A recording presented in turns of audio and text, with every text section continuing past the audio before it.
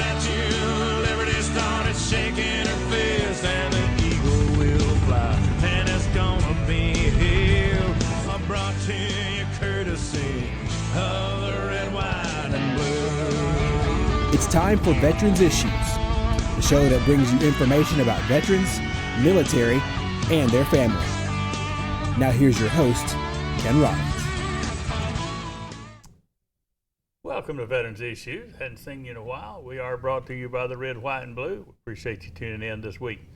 This week we're going to talk about some things that are not necessarily veteran, but it's some things you really need to know, especially if you live here locally in Oxford like I do. And so we're running against the time limit on these, so I'm going to give them the time to talk about them today. Something very, very important to all of us. And my guest is a building official, Mike Roberts, from the Oxford City of Oxford. Are going to talk to you about some zoning and about some signage. You stay right where you are. Come right back. Got some things to talk about. Welcome back to Veterans Issues. Today I'm talking with Mike Roberts. He's the chief building official for the City of Oxford, and I've asked him to come on here and explain some things that's been out there. One of them is we got some public meetings they're holding for zoning, and the other one is about the signs. And so it's going to affect almost everyone in this area. So you need to listen up what we're talking about today. And these posters have been put out and on emails and whatever. But you need to know when they're going to happen, where the events will be held, the hearings, and where you can attend and express your content or your resent. So today, welcome, Robert. Appreciate you coming to the show. Good to be here, Ken. Thank you. I've met you before, but in official business for the city, just doing code business. That's right. Let me get this out first. I want you folks out there to always tell you have your pen. August the 6th, 2015, room 122 at the Oxford Civic Center at 6 p.m. 6 o'clock, room 122 on August the 6th at the Oxford Civic Center. We're going to have a public meeting, and they're going to discuss the 2015 International Building Codes. Members of the Alabama Energy and Residential Code Board, along with many state officials and code experts, will be in attendance to discuss the amendments the state of Alabama intends to adopt. This is an open meeting, and everyone is concerned is encouraged to attend.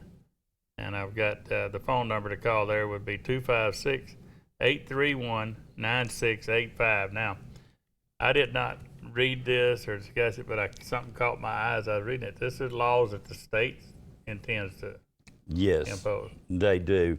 They're on the 2009 International Building Code for the state of Alabama now. And they are looking at the 2015 code, which moves a little more, it's a little more stringent than the 2009 code. The energy portion of it is an issue with some of the builders and subcontractors, the HVAC guys, the contractors would like to find out, what is this going to cost extra to build a home? Oh, right there. You're talking about people installing heat and air and ventilation may be required to go above and beyond for energy savings. Is that? Not only them, but they are part of it. And then the insulation of the building. The insulation of the building, the windows even count, Ken. Gotcha. You have your low energy windows now that won't let the heat in or out, or in or out. It saves on your energy bills. I kind of compare it. I've went over this, and that's why we're having a public meeting, is so that these people that are involved in this business, and even as homeowners, you might want to be there, because you think back when you and I were young, a car, probably a $10,000 car, was a pretty hefty investment, and you bought that car. You didn't pay that much for that car. But at the gas pump, you paid. Mm-hmm. So you paid for it in the long run instead of paying for it up front. Well, the government has mandated these factories to bring that miles per gallon up and up and up every so often. The cars are a lot higher now than they were then. But your fuel efficiency. So do you want to pay for this now or stretch it out over the term of the car? Yeah, I see what you're saying. You know, that's funny. We were talking in agreement about tax on the gasoline. I didn't tell you something else. I get my gas sometimes out at Fort McClellan Right. because I'm retired or I get the disabled veteran thing. But anyhow, I get my gas out there about 30 cents a gallon cheaper than what it is outside the gate. That's because of the tax. Yes. If you took the tax, the federal tax, and left it here, took the state tax and left it here in the county, where roads would be fixed, we'd have bridges that don't need repairs, we would have all that money here. But the money that they take, let's say they take $1 million in gas tax, the federal. They give us back 750,000 of it. Exactly. They take their quarter off at the top of it. For what? For bureaucracy. Administration. Then the state, we send it to the state, and the state send it back, divides it back to us. We're collecting the money in Calhoun County, but the taxes are going to state tax are going to Montgomery. They divvy up and send you back 2/3 or a half of what you collected. That's right. People paying in this city, driving on our roads that we've earned, that we built, and paying the taxes here, and we're sending it down there, and then they're to send it back to us, but it don't always send it back down there. It's kind of like you lose your wallet and you had $100 in it, you get it back, it's got 30. You know, it was our money, you know, and they took it from. And then the same thing with the county, given to the cities. Everybody takes theirs off of the top. If they do that, gas wouldn't cost as much, and we'd have better roads, but we'd have more money to do better roads and stuff with. That's right. That'd create more jobs in the area, which in turn makes people spend their money here. And when you do that, you get tax money local. What you was talking about with the new codes, Yes. I was hearing dollar signs. You were hearing dollar signs? I was, because I spent a lot of time in the air conditioning heating business before. And the laws that rules that you impose on me, I had to pay for it. I mean, it caused me to have to pay for it. Yes. And I lived in California. I did heating and air conditioning out there, where that was everybody was wanting to go energy saving plan, but it cost us more to buy the units for the kind of units they wanted. They had to pay more for, but down the run they would save money on it on their electric bill. Yes, you do. So is the average person that's going to buy a home, and I'm going to assume that's going to be one of your biggest investments of your lifetime, is to buy your home. Is that investment good enough for you to save it on down the road where you don't pay these bills? They're asking you to insulate and seal these vents so that it doesn't leak air, unnecessary leakage. The windows are keeping the heat out. There's a lot of issues that some of these guys that work in this field, whether they be home builders, subcontractors, that they be there to express their opinion, because this hasn't, we use the 2015 code in Oxford now, and several other cities, major cities throughout the state have already adopted it. What we're looking at here is a 18-panel board, the Energy and Residential Code Board that's been put in place by Governor Bentley. And they are going over this International Residential Code and the Energy Code, trying to adopt this and rewrite this so that it fits Alabama, that the code reflects what we need in this state. When they do that, we are going to look into adopting this. We need to hold it there because we got to go to a break and come back, take up where you left there. We got to pay the bill. Be right back. Stay where you are. This is very interesting. We need to hear from. Welcome back to Veterans Issues. Having a good conversation here. We're talking about building regulations, that kind of thing, with Mike Roberts he's the chief building official for the city of Oxford, and we were talking about the subcontractors and whatever, and the things that they're going to have to do to provide energy efficient homes and this kind of thing, that a person going to buy one could have bought one years ago without having all the extra insulation, the window stuff, less than they're going to cost for this home. I guarantee you, these new things are going to add cost to it. Well, there's going to be some cost, and also there's exceptions to some of these rules. That's why I'd like very much to encourage all the contractors and subcontractors to be at this meeting, because all the people that will be there to answer their questions, they'll take what they have to say into consideration on writing these new laws, and it will affect the way that their job is done down the road. You just remind me of something. I'm going to take a minute of what we're saying here. I want to help people out. You folks out there have electric hot water heater. I want you to listen to me. If you have an electric hot water heater, you're running it 24/7.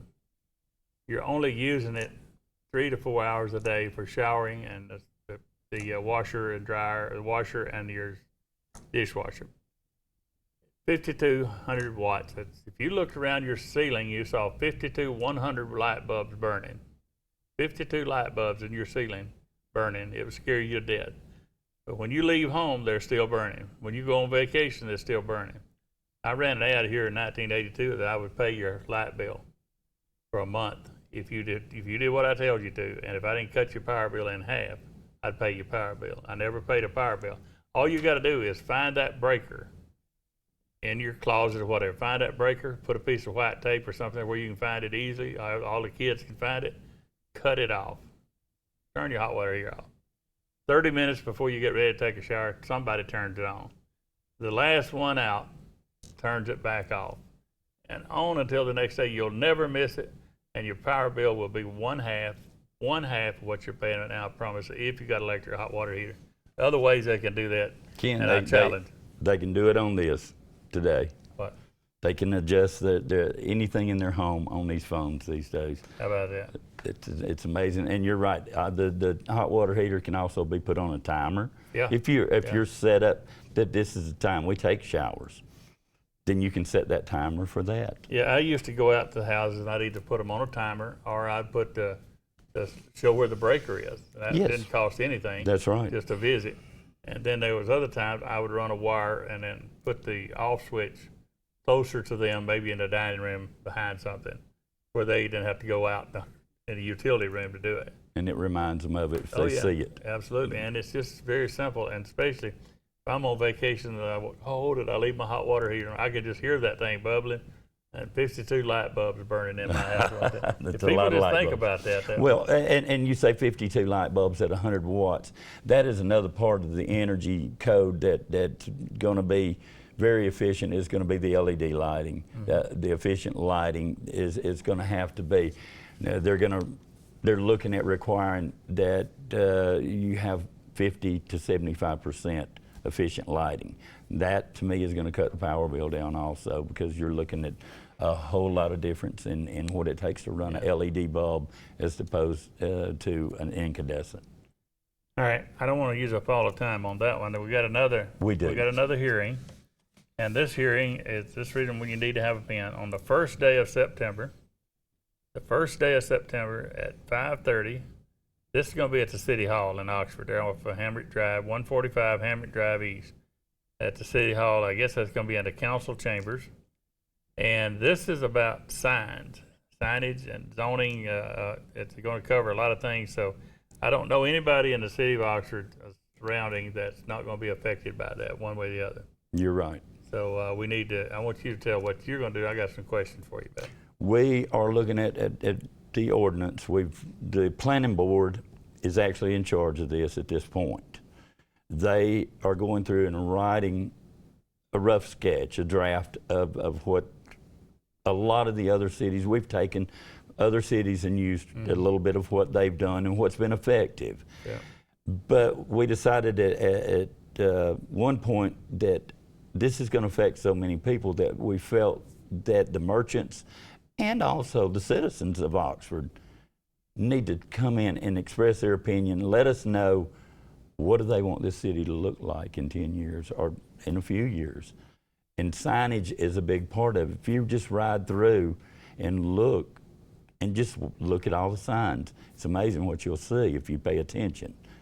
We'd like to make the city be a pretty city to look at, to ride through, and be effective as far as finding the locations that you're looking for, but also be in a neat, orderly fashion, and gather attention of visitors. And that Well, let me type of ask you this. If you exit X185, you come in west from Birmingham, you exit 185, and you turn right on 21. That was some of the ugliest signage there that I've ever seen. I mean, it's bad in a lot of cities, but that's ugly. Yes. There are so many things that are ugly. A lot of it's billboards.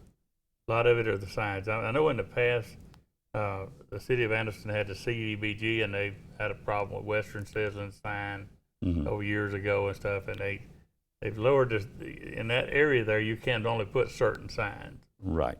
And they have a lot of them, and they have a lot of them have hand fabricated signs, and you just get lost in the signage when you turn off there, and that's saying welcome to Oxford, yeah. Right, and that's what we like to clean up and make it feel like I want to get off this exit. I'd like to get off here. This looks good. There's a lot of things to be discussed about those signs, and you're right. It's going to affect every merchant in this city. They all got signs. What I did, I just come back this Saturday from up north, and I was just playing tourist. I would look for the signs on the interstate, looking for the big signs. I looked for the signs the state put up there for food. At that food, it'd show Waffle House, all the different things available. Right. No problem. Then I'd see the Waffle House sign, or I'd see the Almaco signs, big sign, no problem. But when you get off of the interstate and you get in there and all these other little signs that just clutter up everything else. They do. They clutter, and it seems to me like when this business gets one and gets a big sign, he's just covered up the guy behind him, so he wants a bigger sign. That's right. And that's understandable. You want to get seen. Sure. You want to bring in all the people you can into your business. But if you keep it at a level playing field, the guy behind you doesn't have to spend a bunch more money. Everybody's going to be spending about the same amount of money. So we don't run out of this. You got 1 minute. Or is it going to? These are yes or no's. Will this affect yard sale signs? Yes, it already does. Will it affect political signs? It will.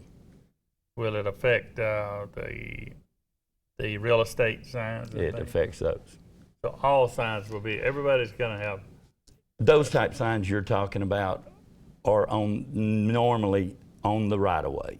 They're on these corners. I don't know if you've taken a look around this exit right behind us right here. But we've taken up over 500 signs in the last month. What about digital signs? They're in here. Digital signs are normally done with the state because they're billboards. We've run out of time. Man, you covered a lot of stuff. That's the dates now. September the 1st at 5:30 at the City Hall. Yes. And August the 6th down at the Oxford Center. I'll see you down there. We got to go to break, come back. I got news you can use. Thank you for coming, Dave. Oh, you're welcome. Thank you. Be right back. Welcome back to Veterans Issues. Appreciate Mr. Robert coming in today and talking to us about these upcoming hearings. And I'm going to try to be there because that's going to affect all of us. I want to. The VA hospital was supposed to have their new parking, 2,500 spaces open, and a women's clinic by June. We passed June and July. The director told us last week that it may be even go into October, November. So stand with us. Still 4128 4th Avenue over there, same parking spot until we get that done. But soon we're to have our own parking over there, he says. The Veterans Cemetery has taken in over 600 veterans for free burial and 511 female spouses and a couple of next of kin. And so that's a state cemetery, free down in Spanish Fort.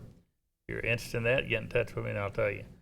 You veterans out there from Iraq and Afghanistan especially, if you need to go see your veteran service officer if you're having difficulty in breathing, for the open burn law is in effect. The VA is going to start giving compensation on it, it looks like, for those that you were exposed to open burning. we were exposed to it in Vietnam, but you were exposed to it big time in Iraq and Afghanistan. They're still doing open burning over there right now. They're burning all kind of things in there, and there's just no way that you would have missed breathing some of it. So if you're having a problem, go to the VA, get that set up.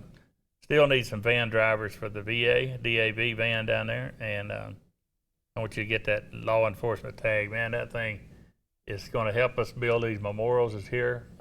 It looks good on every car. You don't have to be in law enforcement.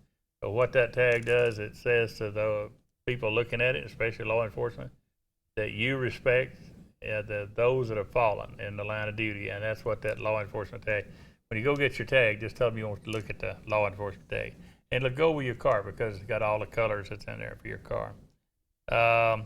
If you're a veteran that's moved here for orders, and your spouse was working somewhere like a big box store or whatever, and was lost her job because you had orders brought you here, she's eligible for unemployment benefits. It's all you got to do is take a set of your orders to the unemployment office, and that'll be taken care of. So that's a bill that was passed 2 years ago, and you're eligible for it.